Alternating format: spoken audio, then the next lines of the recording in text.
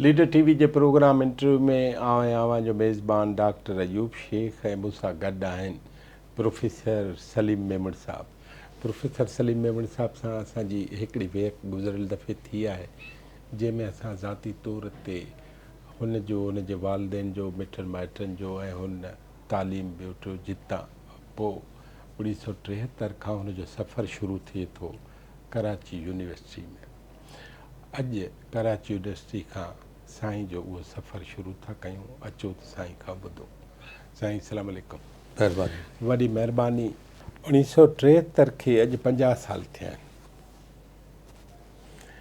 इन्हनि 50 सालनि में अवां वटि ॿ हैसियतूं रहियूं आहिनि। हिकिड़ी पढ़ाइण वारी ऐं ॿी वरी शाह लतीफ़ जे हवाले सां चेयर जो डायरेक्टर हुजण वारी। ऐं पढ़ाईंदे पढ़ाईंदे तव्हां लेक्चरर मां सीनियर बि थी वियो, पोइ PhDयूं बि करायो। मूंखे हिकिड़ी ॻाल्हि हीअ ॿुधायो त कराची यूनिवर्सिटी में जेका तालीम थिए थी उन में सिंधी माण्हुनि खे फ़ाइदो कहिड़ो थो थिए? मतिलबु मां इन करे नथो पुछां त सिंधियुनि खे दाख़िला मिली, हीअ थियो, पर जेके बि आहिनि उन्हनि मां सिंध खे फ़ाइदो कहिड़ो थो थिए? थोरो मां तव्हांखे कराची यूनिवर्सिटी जी पहिरीं तारीख़ ॿुधायां। ठीकु आहे। कराची यूनिवर्सिटी जो एक्ट क़ौमी असेंबली 1950 में पास कयो। तॾहिं कराची वफ़ाक़ी गादीअ जो शहरु हो। उन एक्ट जे पास थियण जे 1 साल खां पोइ कराची यूनिवर्सिटी कमु करणु शुरू कयो 1951 खां। ऐं 1951 खां कमु करणु शुरू कयईं चांद बीबी रोड ते, जेका अॻे प्रिंसिस स्ट्रीट सॾिबी। हिकिड़ो त कराची सां जेका ज़्यादती थी आहे, जेका वेधन थी आहे, त कराचीअ जे रस्तनि जा नाला, जाइनि जा नाला निशान मटाए छॾियऊं, उन्हनि खे मज़हबी रंग ॾेई छॾियो। असां नंढे हूंदे खां गुरू बंदर ॿुधो, हाणे गुरू बंदर सबील वाली मस्जिद थी वई आहे। हाणे त मस्जिद हिकिड़ी ठही वई आहे, पर उहो मंदरु पंहिंजी जाइ ते क़ाइमु आहे। इन जे भेट में जॾहिं इंडिया था वञूं, दहलीअ जे सुठनि एराज़नि में मुस्लमान बादशाहनि ऐं मुस्लमाननि जा नाला रखियल आहिनि। उन्हनि कंहिं बि मुस्लमान जो नालो मटायो कोन्हे। लाहौर वञो न भला। हा, गंगाराम हॉस्पिटल आहे, गंगाराम हॉस्पिटल आहे, बिल्कुलु आहे, पर उते लक्ष्मी चौक आहे न। लाहौर में त पोइ बि रस्तनि जा नाला अञा ताईं आहिनि। पर हिते असां जेको आहे, हाणे फिरेर जी जेका कंट्रीब्यूशन आहे, फिरेर जो कुझु करे वियो आहे सिंध लाइ हिकिड़े मुख़्तसिर अरसे में, तव्हां फिरेर जो नालो फिरेर रोड मटाए छॾियो। भई हेतिरा नवां आबादियूं पे ठहियूं, फेडरल एरिया ठही, नाज़ाबाद ठहियो, नारताज़ाबाद ठहियो, PIB कॉलोनी ठही, तव्हां उते रखी छॾियो आहे शाहर लियाकत को नालो रखी छॾियो आहे। हाणे फिरेर रोड खे मटाए शाहर लियाकत करे छॾियूं, मैकलोड रोड खे मटाए छॾियूं, मैकलोड जूं ख़िदमतूं, प्रीडी जूं ख़िदमतूं, तव्हां उन्हनि खे मटाए छॾियो, तव्हां उन्हनि खे हटाए छॾियो। त इहो रामबाग आरामबाग थियो आहे। होॾे जेको आहे सो ॿियो त कुझु सलाम कोट, हाणे सलाम त को ग़ैर इस्लामी लफ़्ज़ कोन्हे न, उनखे इस्लाम कोट करे छॾियूं। त हिते इहा जेका प्रिंसिस स्ट्रीट हुई, जंहिंखे हाणे चांद बीबी रोड सॾिजे थो, हिते कराची यूनिवर्सिटी क़ाइमु थी 4-5 बिल्डिंगुनि में, जंहिंमें कराची कॉलेज फॉर विमेन वारी बिल्डिंग बि आहे ऐं हिते 3-4 ॿिया बिल्डिंगूं जेके पोइ DMC जूं हॉस्टलूं ठहियूं, उन्हनि में कराची यूनिवर्सिटी क़ाइमु थी। पोइ कराची यूनिवर्सिटी खे ज़मीन ॾिनऊं ऐं कराची यूनिवर्सिटी 1961 में हितां शिफ्ट थी पंहिंजे नए कैंपस में वई।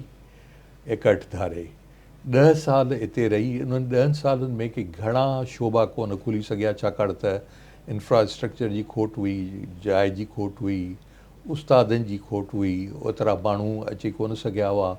हिते सिंध में तालीम घणी कान हुई मुस्लमाननि में, प्रोफेसर हिते हुआ ई कोन। डॉक्टर नबी बख्श ख़ान पहिरियों सिंधी हो जेको 12 PhD करे आयो पाकिस्तान ठहण खां पोइ। उन खां अॻु जिन PhDयूं कयूं से हितां लॾे हलिया विया। त 61 सही माना में कराची यूनिवर्सिटीअ जो उरूज 61 खां शुरू थो थिए जिते हाणे आहे। जिथे हाणे आहे। कराची यूनिवर्सिटी फेडरल यूनिवर्सिटी हुई, तंहिं करे कराची यूनिवर्सिटीअ में सॼे पाकिस्तान जे एराज़नि जा शागिर्द दाख़िला जा अहल हुआ ऐं सिंध मां बि मुख़्तलिफ़ शहरनि मां कराची यूनिवर्सिटी में अची दाख़िला वठंदा हुआ। पर उन ज़माने में सिंध यूनिवर्सिटी जो मयारु तमामु सुठो हो ऐं सिंधी खे लाचार कोन हूंदो त कराची यूनिवर्सिटी में अचे पढ़े। पर तंहिं हूंदे बि जॾहिं असां दाख़िला वरिती हुई उन वक़्तु बि फेडरल यूनिवर्सिटी वारी हैसियत उनखे हासिलु हुई, बावजूदि इन जे जो 1 यूनिट टुटी चुको हो ऐं एक्ट बि सिंध असेंबली उनजो 1972 में एक्ट पास करे चुकी, सूबाई एक्ट मिली चुको हो। पर 1988 ताईं उनजो दर्जो उहो ई रहियो जेको वफ़ाक़ी यूनिवर्सिटीअ जो दर्जो हो। तंहिं करे हर हंधि जा ॿार हिते दाख़िला लाइ अहल हूंदा हुआ। जॾहिं क़ाइदे आज़म यूनिवर्सिटी फंक्शनल थी त पोइ हिन जी वफ़ाक़ी हैसियत ख़तमु थी ऐं पोइ हिनखे रुॻो महदूद करे छॾियऊं कराची डिवीज़न ताईं। जेके शागिर्द उन खां अॻु हिते पढ़ंदा, मुंहिंजो वॾो भाउ बि हितां पढ़ियो, 200-300 शागिर्द मेरिट ते हिते दाख़िल थींदा हुआ ऐं हिते अची पढ़ंदा हुआ, हॉस्टल में रहंदा, हॉस्टलूं हुयूं। फ़र्क़ु पोइ बि हो, कराची यूनिवर्सिटी मां जेको पढ़ी निकिरंदो हो उनखे जेको एक्सपोजर मिलंदो हो उहो जामशोरे वारे शागिर्द खे कोन मिलंदो हो, छाकाणि त जामशोरे जो जेको माहौल हिकिड़ो ठहियलु हो, मां कंहिं तंज़ीम जो नालो नथो वठां, पर जिन बि उहो माहौल ठाहियो हो, साईं अॼु फलाणी ॻाल्हि थी वई, अॼु असीं स्ट्राइक था कयूं, क्लास कोन थींदा। कराची यूनिवर्सिटी में कॾहिं इन ॻाल्हि ते स्ट्राइक कोन थी त साईं फलाणी ॻाल्हि थी वई आहे त असीं स्ट्राइक था कयूं, सवाइ उन जे जो 1969 में जॾहिं अयूब ख़ान ख़िलाफ़ु स्ट्राइक थी त कराची यूनिवर्सिटीअ जा शागिर्द बि ॾाढा मुतहरिक हुआ, बुख हड़तालूं थियूं, ॿियो टियों थियो। ऐं ॿियो त कराची यूनिवर्सिटीअ में बंगाली शागिर्द बि वॾे अंग में पढ़ंदो हो। जॾहिं बांग्लादेश ठहियो आहे त उन वक़्तु बि हॉस्टल बंगाली शागिर्दनि सां भरियल हुई जेके पंहिंजी तालीम मुकमिल करे ऐं पोइ हितां विया, विच में पंहिंजी तालीम छॾे कोन विया, पर हुतां विच में तालीम पंहिंजी छॾे हिते आया। बिहारी उतां आया वॾे तइदाद में, जिन वटि के काग़ज़ के दस्तावेज़ कोन हुआ ऐं उन्हनि एफिडेविट भरे ॾिना, उन्हनि एफिडेविटनि जे आधार ते उन्हनि खे उन क्लास में दाख़िला मिली वई। पर सिंधी शागिर्द जेको हिते पढ़ियो आहे उहो सिंध यूनिवर्सिटीअ जे शागिर्द जे भेट में वधीक, तव्हां ईअं सम्झो मां का भेट कोन थो कयां, पर फ़र्क़ु आहे ॿिन्ही में। छो नथा भेट कयो? ॿिन्ही में फ़र्क़ु आहे। पर मां तव्हांखे अर्ज़ु कयो न त पहिरीं को ज़मानो हो जो सिंध यूनिवर्सिटी तालीमी मयार में कराची यूनिवर्सिटी खां अॻिते हुई, पर पोइ उहा पुठिते ऐं तमामु घणो पुठिते हली वई, महीननि जा महीना बंदि हूंदी हुई। शागिर्दनि चयो साईं हाणे मोकल कयो, हाणे मोकल पंहिंजी मर्ज़ीअ सां मोकल कयूं, रेल में चढ़िया, रेल में भाड़ो कोन ॾींदा हुआ। असां हिकिड़े दफ़े वञूं पिया लाड़काणे, असांजी बोगी असांजी बुकिंग थियल हुजे, मां फैमिलीअ सां गॾु हुजां, जाम शोरो आयो, छोकिरा चढ़ी पिया, असांजे कैबिन में गिड़ी आया। मूं उन्हनि खे सम्झायो, बाबा आउं उस्ताद आहियां, कराची यूनिवर्सिटी जो पढ़ायां थो पियो, मुंहिंजी ज़ाल लाड़काणे सां तालुक़ थी रखे, सो असां वेंदा हुआसीं 2-3 साल चकर लॻाइण। तव्हां ही गिड़ी आया हुआ, ही बुकिंग थियल आहे हिन जी, तव्हां बुकिंग असीं कोन था ॼाणूं, असीं त असांजी मर्ज़ी आहे, असीं हिते ई वेंदासीं, बाबा हिते फैमिली वेठी आहे। पर केर बि का ॻाल्हि ॿुधण लाइ तयारु कोन हो। मां टीवी ते ख़बरूं पढ़ंदो हुउसि, उहो सुञातो मूंखे, तव्हां टीवी ते ख़बरूं पढ़ंदा आहियो, पर असीं ख़ाली कोन कंदासीं। पोइ उन्हनि खे थोरो घणो ख़्यालु आयो जो करे ख़ाली करे विया, न त इहे मुफ़्त में सफ़रु कंदा हुआ। कराचीअ में ईअं केरु मुफ़्त में सफ़रु कोन कंदो। असां ट्राम में 5 पैसा भाड़ो हूंदो, कंडक्टर ईंदो, 5 पैसा अॻु में ई तयारु हूंदा कंडक्टर खे ॾियण लाइ, न त ट्राम में गुंजाइश घणी हूंदी, तव्हां अॻियां पोइ कंडक्टर हेॾे आयो, तव्हां पोइ हलियो वियो त तव्हांजा 5 पैसा बची पिया। त हिते कराची यूनिवर्सिटी में ॿी जेका बुनियादी ॻाल्हि बि उहा इहा हुई त हिते जेके माण्हू आया उन्हनि में हिकिड़ा हैदराबादी हुआ जेके हैदराबाद ॾखण मां आया, ॿिया बिहारी हुआ जेके बिहार मां आया। घणी तादाद में इहे माण्हू आया।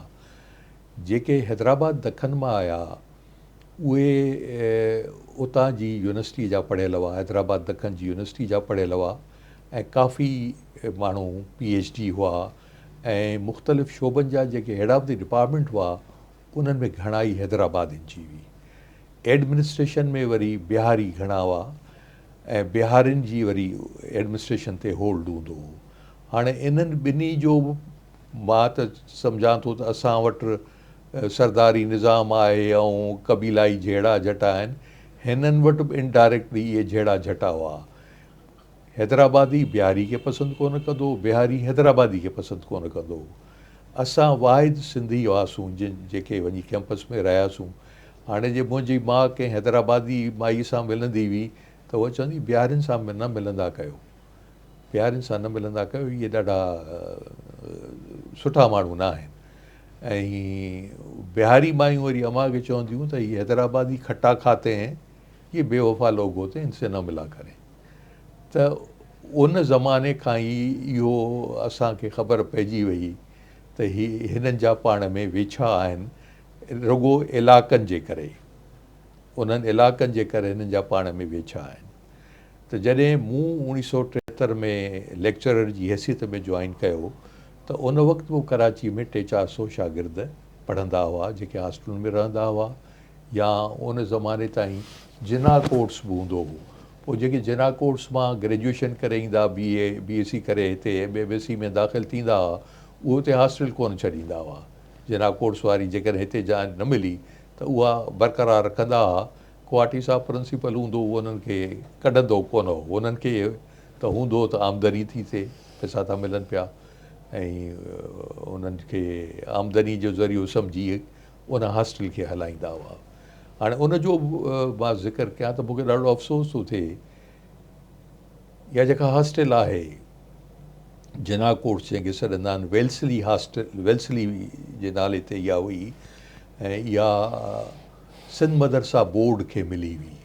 सिंध मदरसा बोर्ड पहिरियों मां सम्झां थो सिंध जी पहिरीं NGO आहे सिंध मदरसो। पहिरीं हुनजो नालो अंजुमन इस्लाम हो, जेको ख़ान बहादुर हसन अली अफ़ंदी ठाही। पोइ जॾहिं इदारा ठही विया त पोइ सिंध मदरसा बोर्ड जो नालो हुनखे ॾिनऊं ऐं उन 4-5 इदारा क़ाइमु कया ऐं इहे इदारा बि हुननि क़ाइमु कया हिंदुनि जे टकर ते, छाकाणि त हिते DJ कॉलेज हो, हिते NLD यूनिवर्सिटी हो ऐं ॿिया कॉलेज हैदराबाद वालो कॉलेज हो, NJV हो, कोटवाल स्कूल हो। त इहो ख़ान बहादुर हसन अली अफ़ंदी मुसलमाननि जे लाइ इहो तालीमी इदारो क़ाइमु कयो, सर सईद खां मुतासिर थी ऐं जस्टिस अमीर अली खां, जेको बंगाली हो, उन खां मुतासिर थी हुन इहो क़ाइमु कयो। ऐं तव्हांखे हैरत थींदी त जॾहिं असां पढ़ंदा हुआसीं स्कूल में त कराची में गुजराती मीडियम स्कूल हूंदा हुआ ऐं सिंध मदरसे में सिंधी मीडियम बि हो, उर्दू मीडियम बि हो ऐं गुजराती मीडियम बि हो ऐं इंग्लिश मीडियम बि हो। चइनी मीडियम में ॿार दाख़िल थींदा हुआ। त हर कंहिंखे पंहिंजे चॉइस सां पढ़ण जी ज़रूरत जे हूंदी हुई त उन्हनि खे सहूलियत बि उहा हूंदी हुई। गुजराती अख़बारूं असां ॾिठियूं, अख़बार अजाब निकिरंदी आहे, अजाब हा, वतन अख़बार अजाब निकिरंदी आहे, हा वतन निकिरंदी आहे। ही डान वारा ई कढंदा हुआ, हिननि जी अख़बार हूंदी हुई, ॿ टे अख़बारूं निकिरंदियूं, अञा बि हिकिड़ी अख़बार निकिरे थी, अञा बि हिकिड़ी अख़बार। तॾहिं जेकॾहिं 470 जे ॾहाके में जी सिंधी शागिर्द हुआ, जी 300-400 शागिर्द हुआ। हाणे घणा? हींअर 1000 खनि शागिर्द आहिनि, 1000 खनि शागिर्द आहिनि। थियो हीअं जो यूसुफ टालपुर क़ौमी असेंबलीअ में सवाल उथारियो त कराची यूनिवर्सिटी में सिंधी शागिर्दनि खे दाख़िला छो कोन थी ॾिनी वञे। उहो सवाल क़ौमी असेंबलीअ जी तालीम बाबति स्टैंडिंग कमेटीअ खे मोकिलियो वियो। उनजो आबिद शेर अली उनजो चेयरमैन हो, एजुकेशन जी स्टैंडिंग कमेटीअ जो। कराची यूनिवर्सिटी खे सवालु मोकिलियो वियो, हिन सवाल जो जवाबु ॾियो। वाइस चांसलर डॉक्टर पीरज़ादो क़ासिम हो, मूंखे सॾाई, मां बि एडमिशन कमेटी सां जो मेंबर रिलेटेड हुयुसि, मूंखे ॾिनई, चई ख़त आयो अथई, पढ़ हिनखे, पढ़ियो। हाणे उहो सुवालु पुछियो वियो, अक्सर सुवालनि जा जवाब लिखत में ॾियारे मोकिलिबा हुआ, जेके वास्तेदार वज़ीर क़ौमी असेंबली में पढ़ी ॿुधाईंदो, जीअं तरीक़ो आहे, जेको तरीक़ो आहे। मूं चयो सही, ठीकु आहे, हिन जो जवाबु लिखी था मोकिलियूं। चई हा, को जवाबु लिखी मोकिल। असां लिखी मोकिलियो त असां उन्हनि शोबनि में जेके सिंध यूनिवर्सिटी ऐं शाह लतीफ़ यूनिवर्सिटी में कोन्हनि, उन्हनि शोबनि में असीं सिंध जे ॿियनि शहरनि जे ॿारनि खे दाख़िला ॾींदा आहियूं, जेके आहिनि शोबा उते, उन्हनि में असीं कोन ॾींदा आहियूं। पर असां वटि पोइ बि 3 कैटेगरियूं आहिनि, के, एस ऐं पी। के मां माना कराचाइट, एस मां माना सिंधी, ऐं पी मीन्स पाकिस्तानी। त मेरिट जे हिसाब सां जेकॾहिं को कराची बोर्ड मां कंहिं पास कयो आहे ऐं उन शोबे में दाख़िलाऊं घुर्बल अंग में न थियूं, त पोइ सिंध जे बोर्ड मां जंहिं कयो आहे उनखे दाख़िला मिलंदी। पोइ बि न थियूं त बाक़ी पाकिस्तान जे ॿियनि बोर्डनि मां जिन खे दाख़िलाऊं मिलनि थियूं, उन्हनि खे दाख़िल कंदा हुआसीं।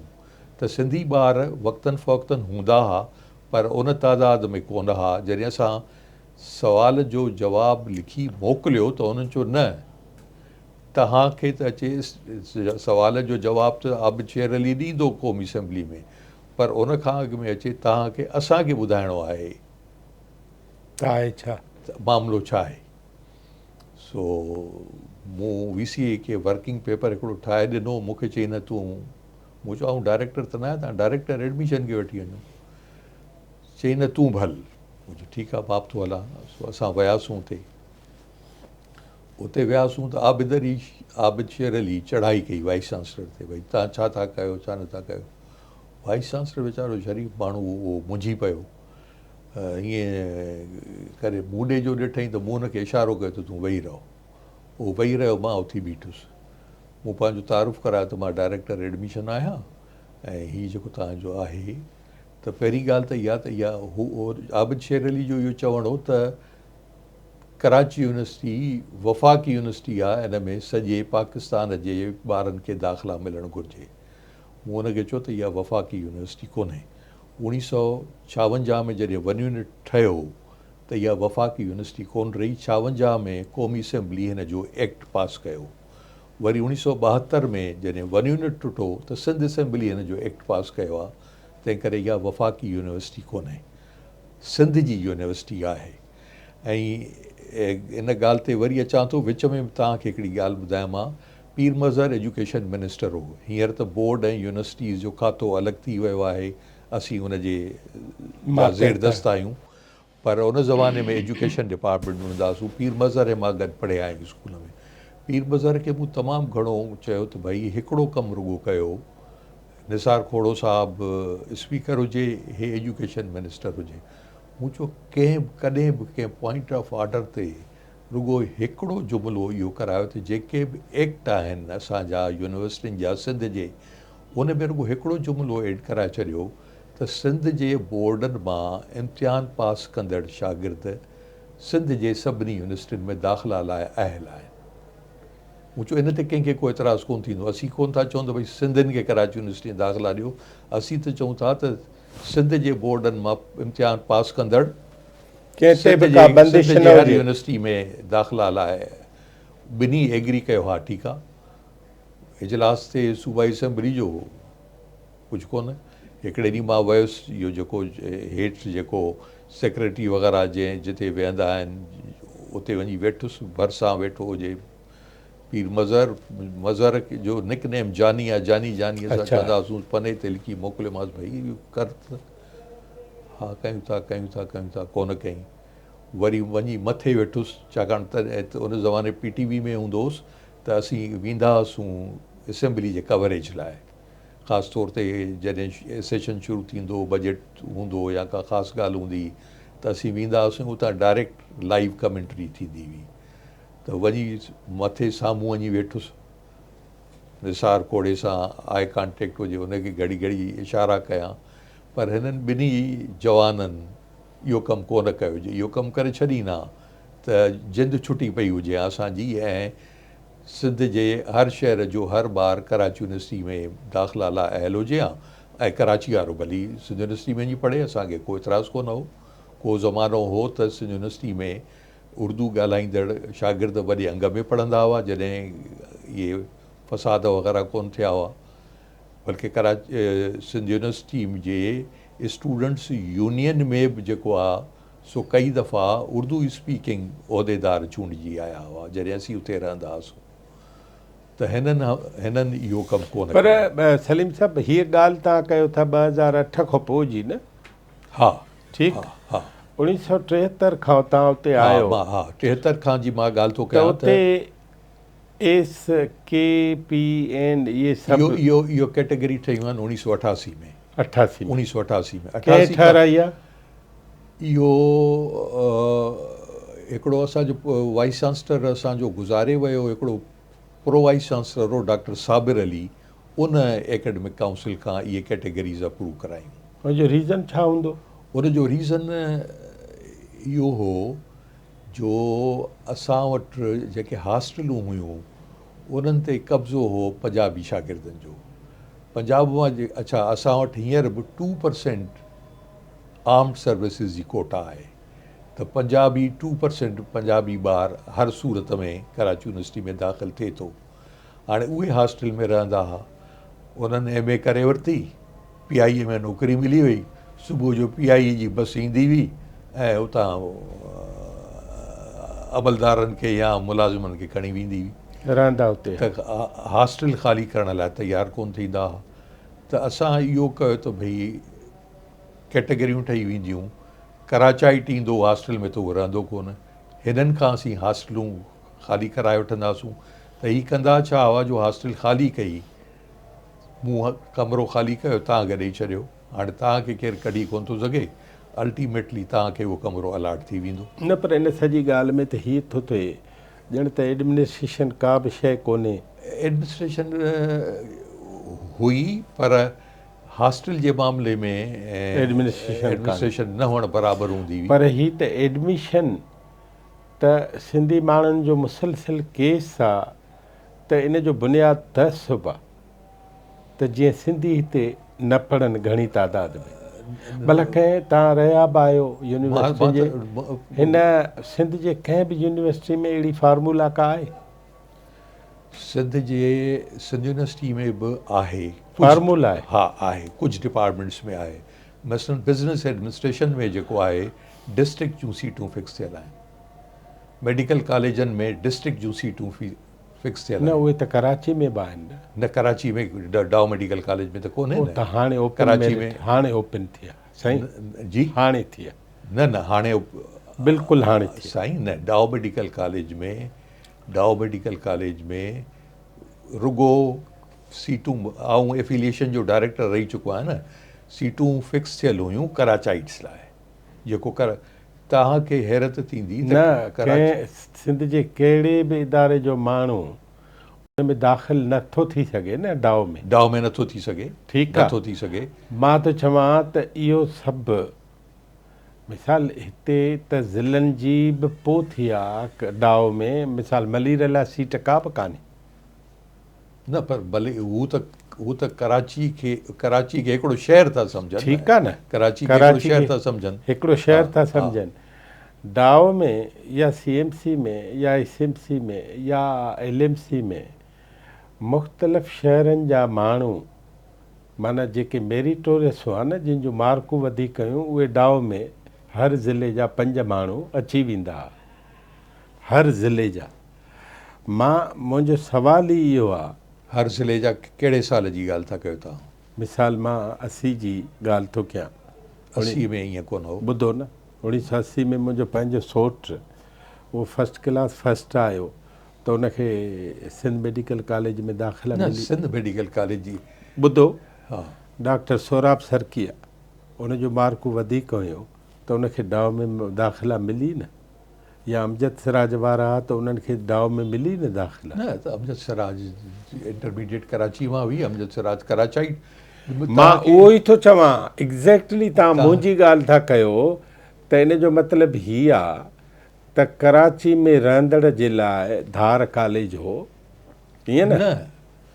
ॾिसो, कराची यूनिवर्सिटी, डाउ मेडिकल यूनिवर्सिटी, हाणे सिंध जरां यूनिवर्सिटी या NAD इंजीनियरिंग यूनिवर्सिटी, असीं डोमिसाइल कोन घुरंदा आहियूं।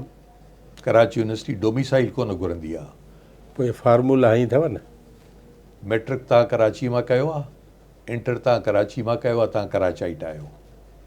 तव्हां सिंधी आहियो, तव्हां पंजाबी आहियो, तव्हां मुहाजिर आहियो, तव्हां पठान आहियो, तव्हां गुजराती आहियो, तव्हां सभई अहल आहियो। बीइंग ए कराचाइट, अमजद सिराज खे जेकॾहिं दाख़िला मिली आहे डाउ में, त अमजद सिराज वास कराचाइट, कराची मां पढ़ियो आहे, मैट्रिक कराची मां कई अथसि, इंटर कराची मां कई अथसि, दाख़िला लाइ अहल हो। सोहराब सुर्की जेकॾहिं कराची मां पढ़ियो आहे त उहो एडमिशन लाइ अहल हो। साईं, हिन जो मतिलबु हीअ आहे त सिंध यूनिवर्सिटी में बि फार्मूला आहे।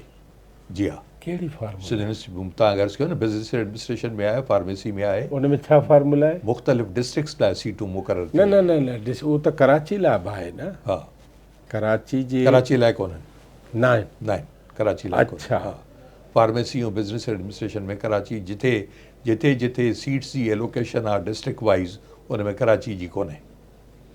हिकिड़े ज़माने में इंटर एक्सचेंज बेसिस ते जॾहिं बहराण यूनिवर्सिटी कोन ठही हुई ऐं इंजीनियरिंग कॉलेज हो ऐं NAD बि इंजीनियरिंग कॉलेज हो, त हुतां जा 30 ॿार हिते ईंदा हुआ, हितां जा 30 ॿार होॾे वेंदा एक्सचेंज ते। अच्छा, मज़े जी ॻाल्हि इहा त उन ज़माने में टेक्नोलॉजीज़ 3 हुयूं, सिविल, मैकेनिकल ऐं इलेक्ट्रिकल। कराचीअ जो ॿारु सिविल इंजीनियरिंग पढ़ण लाइ तयारु कोन हूंदो, होॾां जो ॿारु सिविल इंजीनियरिंग, उनजी प्रायोरिटी सिविल इंजीनियरिंग हूंदी। त कामोरो थियणो आहे, पैसो कमाइणो आहे, त हिते हुननि खे सिविल में अकोमोडेट कंदा हुआ। सिविल में मुंहिंजो नंढो भाउ बि उतां हिते शिफ्ट थी आयो सिविल में। हितां जा ॿार हुते वञी सुठनि टेक्नोलॉजीज़, पोइ त वरी टेक्नोलॉजीज़ वधणु लॻियूं। हींअर त बहिराणे में 36 टेक्नोलॉजीज़ आहिनि, NAD में बि ज़रे घटि एतिरियूं टेक्नोलॉजीज़ आहिनि। त उन ज़माने में इहा इंटर एक्सचेंज थींदो हो। शायदि मेडिकल कॉलेजनि में बि कुझु ईअं थींदो हो, शायदि, मूंखे सही ख़बर कान्हे। हा, त उहे ॿार हितां जा हिते ऐं हुतां जा थींदो हूंदो, उनजी मूंखे सही ख़बर न आहे। पर असां वटि जेको कराचाइट जेकॾहिं आहे, उहो केरु बि हुजे, उर्दू स्पीकिंग आहे, सिंधी स्पीकिंग आहे, गुजराती स्पीकिंग आहे, उहो कराचाइट आहे। शर्त इहो त हुन मैट्रिक ऐं इंटर कराची मां कयो। इहा फार्मूला अॼु ॾींहं ताईं आहे? अॼु ॾींहं ताईं आहे। ठीकु आहे, तव्हां सम्झो था त अॼु ॾींहं ताईं इहा फार्मूला बहितर? मुंहिंजे ख़्याल में त बहितर आहे। ठीकु आहे, मुंहिंजे ख़्याल में त बहितर आहे। कराची यूनिवर्सिटी जो हिकिड़ो ॿियो अहम सुवालु आहे। जी साईं। उहो हीअ आहे त मुल्क जी वॾी में वॾी यूनिवर्सिटी लाहौर ऐं कराची हुयूं, ठीकु आहे, ऐं कराची मुल्क जो सनअती शहरु, कराची में वॾो तालीमी इदारो कराची यूनिवर्सिटी, उन जो जेको पॉलिटिकल माहासिल आहे उहो रुजत परस्त छो रहियो आहे? हाणे उहो तव्हांखे ॿुधायां त उहो कराची, हाणे कराची में पठाण बि घणो अची वियो आहे। कराची में वॾियुनि टुटण खां पोइ सिंधी बि वॾे अंग में आयो ऐं पंजाबी सनतुनि लॻण जे करे अयूब खान जे दौर में सनतूं जाम लॻियूं, पंजाबी बि आयो अचे, एज़ ए इन्वेस्टर पंजाबी बि आयो। पंजाबी, पठान ऐं उर्दू स्पीकिंग, इहो बुनियादी तौर ते राइटिस्ट अथव। अच्छा, बुनियादी तौर ते राइटिस्ट आहे। इन करे घणा उहे हा त उनजो माहासिल उहो ई त कराचीअ में जॾहिं 70 वारियूं चूंडूं थियूं आहिनि, 7 सीटूं हुयूं, हिकिड़ी नूरानीअ खे मिली, 2 पीपल्स पार्टीअ खे मिलियूं, बाक़ी 3 जमात इस्लामी खे मिलियूं, प्रोफेसर ख़ुर्शीद, गफ़ूर, इहे, ऐं इन्हनि जो तमामु घणो होल्ड हो। ऐं जमात इस्लामी, मां सम्झां थो त पहिरीं सियासी जमात आहे जंहिंजो शागिर्द विंग क़ाइमु थियो, ऐं शागिर्द विंग बि मिलीटेंट शागिर्द विंग क़ाइमु थियो। कराची यूनिवर्सिटीअ में पहिरीं गोली जेका हलाई उहा जमियत जे छोकरनि हलाई। जहिड़ा जटा थींदा, नाराज़गियूं थींदियूं, पर पहिरीं गोली जेका हलाई उहा हिननि हलाई। त MQM ठही वई आहे। हाणे MQM में जेको आहे उनजो पीउ त जमात इस्लामी में आहे। तारिक अज़ीम जो पीउ जेको आहे सो नारताज़ाबाद जो अमीर हूंदो हो। त उन्हनि जी सोच, उन्हनि जो फ़िक्र, कराची यूनिवर्सिटी में असां वटि तमामु घणा तरक़ी पसंदि आहिनि, रिटायर थियनि था सभई मुला थियूं वञनि। न पर मां इहा ॻाल्हि थो पुछणु चाहियां त हिकिड़ो तालीमी इदारो उनजो माना को बि रोल नथो रहे, पीउ हिकिड़ो आहे त पुटु बि उहो ई आहे, त यूनिवर्सिटी जो रोल किथे आहे? न, यूनिवर्सिटी जो त रोल पंहिंजी जाइ ते आहे। यूनिवर्सिटी जो रोल इहो आहे त पीउ ऐं पुटु हिकिड़ी सोच त कोन था रखनि न। मूं तव्हांखे हींअर ई ॿुधायो त कराची यूनिवर्सिटीअ में हिन वक़्तु बि जमात इस्लामी जी वरी उस्तादनि जी बि तंज़ीम आहे, तंज़ीम असातिज़ा आहे, ठीकु आहे न। उन में पर उस्तादनि जो वॾो अंग जेको आहे उहो तरक़ी पसंदि आहे, उहो तरक़ी पसंदि आहे। ज़हनी तौर ते, अमली तौर ते उहो मज़हबी ज़रूरु आहे, पर प्रैक्टिकली उहो तरक़ी पसंदि आहे। मां वरी थो पुछां न त उन कराची यूनिवर्सिटी जो रोल हुजे हा त उन जा रिज़ल्ट हुजनि हा न शहर में, शहर ते, शागिर्दनि ते। न त आहिनि न। तव्हां इहो ॾिसो त जॾहिं साईं तव्हां जमात इस्लामी ख़तमु कई त MQM रखियव? जमात इस्लामी ख़तमु कोन थी। न मां रिप्लेस थी। रिप्लेस बि कोन थी आहे। जमात इस्लामी प्रैक्टिकली रिप्लेस कोन थी आहे। MQM ज़रूरु उभरी, MQM उभरी डंडे जे ज़ोर ते, ठीकु आहे, डंडे जे ज़ोर ते उभरी, दादागिरी जे ज़ोर ते उभरी, पर जमात इस्लामी इनिशियली डंडे जे ज़ोर ते कोन उभरी हुई। जमात इस्लामी छाकाणि त माण्हुनि जी सोच ऐं उर्दू स्पीकिंग ऐं पंजाबी बि वॾे तादाद में ऐं पठाण बि वॾे तादाद में बुनियादी तौर ते राइटिस्ट आहे, बुनियादी तौर ते राइटिस्ट आहे, ऐं उहो राइट विंग खे सपोर्ट करे थो। साईं वरी थो मां पुछां न, उहे राइटिस्ट आहिनि न, त यूनिवर्सिटी त सिधो रस्तो ॾींदी न? त यूनिवर्सिटी में केरु ईंदो? उन्हनि जो औलाद थो अचे न, उन्हनि जो औलाद थो पढ़णु अचे। न तरक़ी पसंदि उस्ताद छा कंदा? न, तरक़ी पसंदि उस्ताद पंहिंजो उन्हनि जो असरु कोन्हे। न, तरक़ी पसंदि उस्ताद पंहिंजो कमु कंदा हुआ। तरक़ी पसंदि उस्तादनि कमु कयो, डॉक्टर ज़फ़र आरिफ़ कमु कयो, डॉक्टर आरिफ़ काज़मी कमु कयो, डॉक्टर कदीर कमु कयो। मां त नंढड़ो हिकिड़ो दोस्त, असां खां जेको पुॼंदो उहो कंदा हुआसीं। ऐं ठीकु ठाक टकर ते हाणे मिसाल तौरु मां तव्हांखे उन दौर जी ॻाल्हि कयां जॾहिं डॉक्टर IH कुरैशी हो। असां हाणे रिसेंटली हुसैन नकी जे किताब जो महूरत करायो। हुसैन नकी कराची यूनिवर्सिटी स्टूडेंट्स यूनियन जो प्रेसिडेंट हो। राइट जो माण्हू कोन हो। वाइस चांसलर खे इहा ॻाल्हि कोन वणी। जॾहिं इलेक्शन थी त हू 54 वोटनि तां खटी वियो। माण्हुनि शिकायत कई, साईं रिगिंग थी आहे, थी आहे, वाइस चांसलर चूंडूं रद्द करे छॾियूं, ॿीहर चूंडूं कराई, ॿीहर चूंडूं थियूं, वरी बि हू खटियो, 28 वोटनि तां खटियो, पोइ मजबूरी थी पिया। बलोच छोकिरा हॉस्टल में रहंदा काफ़ी अंग में। उन ज़माने बलोच शागिर्द बि घणा ईंदा, छाकाणि बलूचिस्तान यूनिवर्सिटी अञा ठही कोन्हे। बलूचिस्तान यूनिवर्सिटी ठही कोन हुई ऐं हिते बलूचिस्तान लाइ सीटूं हूंदियूं। हिते असां वटि हिन वक़्तु बि गिलगित बिल्तिस्तान लाइ सीटूं आहिनि, ऐं असां वटि बलूचिस्तान लाइ हाणे यूनिवर्सिटी ठही वई आहे कोन्हनि, पर पोइ बि असीं बलोच शागिर्दनि खे अकोमोडेट कंदा। पर गिलगित में बि ठही वई यूनिवर्सिटी, उहा छो न बंदि थी? हा, उहो बंदि कोन थी। उनजो बि तव्हांखे वरी सबबु ॿुधायां थो। त बलोच शागिर्द वरी अंग में पढ़ंदा, उहे शागिर्द पाण में, बलोच शागिर्द पाण में विड़ी पिया। 8 शागिर्दनि खे वाइस चांसलर रेस्टिगेट करे छॾियो। जॾहिं रेस्टिगेट करे छॾियईं त हुननि खे होश आयो, पोइ पाण में ट्रा बि कयूं, आया यूनियन जे प्रेसिडेंट वटि असांखे माफ़ी वठराए ॾे। यूनियन जो प्रेसिडेंट वियो, छाकाणि हुन जा वोटर आहे। बलोच त ज़ाहिर आहे तरक़ी पसंदि खे वोट ॾींदो, जमियत जे हुन कोन वोट ॾींदो। वियो वाइस चांसलर वटि। वाइस चांसलर खे चई साईं हे ग़रीब ॿार आहिनि, ग़रीबनि जा ॿार आहिनि, अलाए कीअं हिते अचे पहुता आहिनि, पढ़नि था, ग़लतफ़हमी थी पिया आहिनि, विड़ी पिया, हाणे छा थी वियो अथनि, असां ठाप कराए छॾियो आहे, हिननि खे माफ़ु कयो, हिननि जी रेस्ट्रिकेशन ख़तमु कयो। वाइस चांसलर चयुसि त हिननि जी रेस्ट्रिकेशन ख़तमु कयां थो, शर्त इहो आहे त पोइ तोखे रेस्ट्रिकेट कंदुसि। चई साईं करे छॾियो, ऐं हू रेस्ट्रिकेट थी वियो। हू यूनिवर्सिटी छॾे हलियो वियो। ऐं हुसैन नकी, अच्छा, हा, हुसैन नकी खे वाइस चांसलर कढी छॾियो। हुन एग्री कयो तो भली मूंखे कढो, हिननि खे न कढो। हुसैन नकी खे कढी छॾियो, हुसैन नकी हलियो वियो हितां। हुसैन नकी पंहिंजी मास्टर्स कंप्लीट कोन कई, ऐं हुन बि जवान जे पुटु हुनखे रेस्ट्रिकेट कयो। हुन मां उहो ई बेज़ार हो।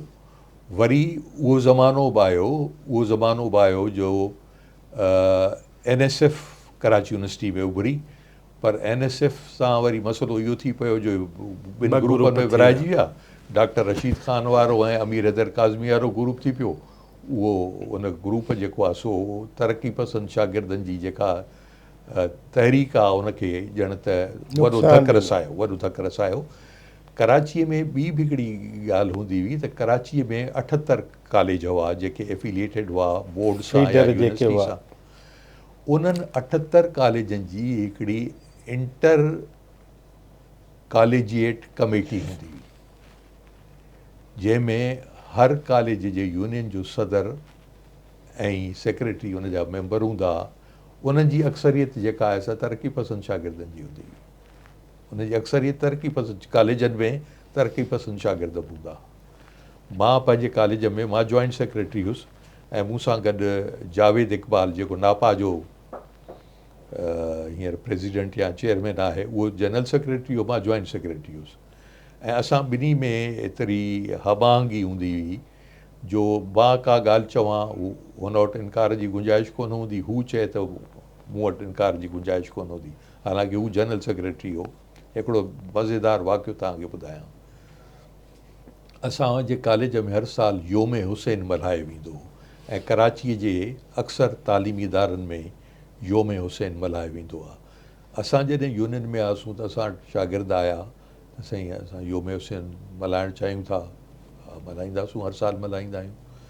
असां बजट ठाहे खणी वियासीं।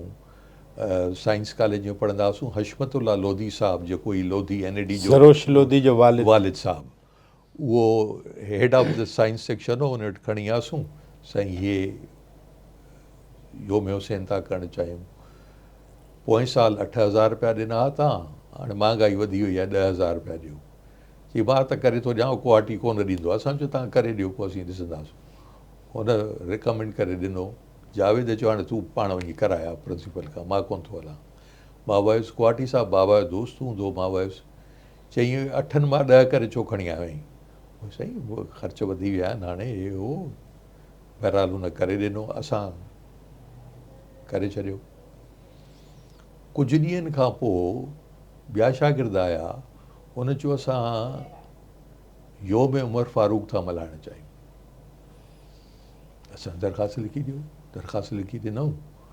हाणे हुनजी त बजट पोएं साल जी 8,000 हुई, असां 10,000 करे वियासीं। हीउ हिकिड़ो नओं मामिलो आयो।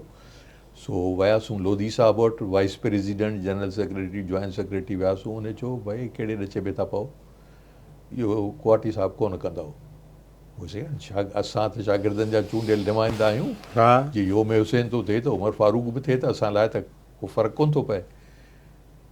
हुन रिकमेंड कोन कयो, फॉरवर्ड करे ॾिनई। ऐं वरी हुननि मूंखे चयो यार तूं खणी वञु, तुंहिंजे बाबे जो दोस्त आहे, तूं खणी वञु, तूं कराया। मां वियुसि, कुआटी साहिबु मूंखे ॾिनियूं गारियूं। चई तूं ॼट जे पुटु पिणा, तूं वरी आयो आहीं योम उमर फारूक। छाजे योम उमर फारूक? साईं असां शागिर्दनि जा चूंडियल नुमाइंदा आहियूं, उन्हनि चयो आहे। चई हाणे जेके उहो योम हुसैन वारा आया उन्हनि खे वठी अचिजांइ, ऐं जेके उमर फारूक वारा आहिनि इन्हनि खे वठी अचु मूं वटि। ॿिए ॾींहुं उन्हनि खे चयो भई हलो। साइंस कॉलेज खां आर्ट्स कॉलेज को DJ कॉलेज जिथे आहे हिते आर्ट्स कॉलेज आहे, ऐं उहो सिंध मदरसे में साइंस कॉलेज जो पंधु अचे पहुतासूं। पटेवाल खे चयुमि साईं खे ॿुधाए त आयो आहे, वफ़द वठी आयो आहियां। वठी आयो आहे। साईं सॾायो, चई पहिरीं जेके योम हुसैन वारा आहिनि उनखे सॾीनि। उन्हनि खां सवाल कयूं, शिमिर केरु हो, मुस्लिम केरु हो, केतिरा माण्हू हुआ इमाम हुसैन जे हुन में, छा ते जहिड़ो थियो, छा थियो। उन्हनि हर शइ जा जवाब ॾिना। चई हिननि खे मोकिलींदो, उन्हनि खे सॾीनि। आयो, चई उमर जे पीउ जो नालो छा हो? हाणे हर कंहिंखे ख़बर आहे त उमर बिन ख़त्ताब। हा। उमर जी माउ जो नालो छा हो? उमर खे घणियूं ज़ालूं हुयूं? कंहिंखे का ख़बर कान हुजे। चई हिकिड़ो भेण आहे तव्हां ॼट जा बि, हुनखे कढी छॾी ॿाहिरि। उहो साॻियो शख़्स जंहिं योम उमर फारूक मल्हाइण ते चाहियो, उनखे अलाए पोइ कंहिं सपोर्ट कयो। शफ़ीक अहमद ख़ान हुनजो नालो हूंदो, उनखे अलाए कंहिं सपोर्ट कयो। उहो निश्तर पार्क में अशर उमर फारूक मल्हाईंदो हो 10 ॾींहं। 10 ॾींहं अशर उमर फारूक मल्हाईंदो हो, ऐं हेॾां 10 ॾींहं मुहर्रम जा, ऐं निश्तर पार्क में हिकिड़े पासे हू, हिकिड़े पासे हू, पर कॾहिं को जहिड़ो कोन थियो। पोइ उहो मारिजी वियो, जॾहिं शिया सुन्नी फ़साद वधिया त उहो मारिजी वियो। त इन हद ताईं लिबरल यूनियन्स हूंदियूं हुयूं, इन हद ताईं शागिर्द यूनियननि खे इख़्तियार हूंदा हुआ। इंटर कॉलेजिएट बॉडी जेका हूंदी, उते कंहिं कॉलेज में जेकॾहिं हिकिड़ो फ़साद थियो आहे त सभिनी कॉलेजनि जी यूनियन जा उहिदेदार उते पहुची वेंदा हुआ। प्राइवेट कॉलेज वधीक आहे, मसइला प्राइवेट कॉलेजनि में ई थींदा हुआ। सरकारी कॉलेज त 13 आहे, बाक़ी सभु प्राइवेट कॉलेज हूंदा हुआ। पर तंहिं हूंदे बि हिकिड़ो आज़ादी वारो माहौल हो, हिकिड़ो खुलियल माहौल हो, ऐं उन माहौल में पर यूनिवर्सिटीअ में जॾहिं पहुचंदा हुआ त उते पोइ जमियत जो राज हूंदो हो। जमियत खे एतिरी सपोर्ट हूंदी त जमियत जो जेको कंहिंजी सपोर्टर्स? एडमिनिस्ट्रेशन जी, सरकार वाइस गदस। चांसलर जी, वाइस चांसलर जेके ईंदा हुआ उहे घणो करे साॼी धुर वारा हूंदा हुआ। उन्हनि जी सोच उहा ई हूंदी त उहो उन्हनि खे सपोर्ट कंदा हुआ। पर तंहिं हूंदे बि ॿ टे दफ़ा मुस्तफ़ैन काज़मी इलेक्ट थी आयो। ही पंहिंजो हिन में आहे जेको GDA में सरदार रहीम NAD में हुनजो भाउ सरदार हनीफ़ सेक्रेटरी इलेक्ट थी आयो। त ईअं कोन्हे त को, पर ऐं जेकॾहिं हाराईंदा वरी रफ़ीक पटेल जेको आहे उहो जनरल सेक्रेटरी इलेक्ट थी आयो हुसैन हक़ानीअ सां गॾु। हाणे ॾिसो न तव्हां, प्रेसिडेंट जमियत जो आहे हुसैन हक़ानी, और रफ़ीक पटेल जेको आहे सो प्रोग्रेसिव स्टूडेंट्स अलायंस जो जेको आहे सो आहे, उहो कटी आयो। ऐं ॿिन्ही में सुठी हम आहंगी हूंदी हुई। पोइ वरी जेको ज़मानो आयो जॾहिं हथियारनि जो इस्तेमालु शुरू थियो,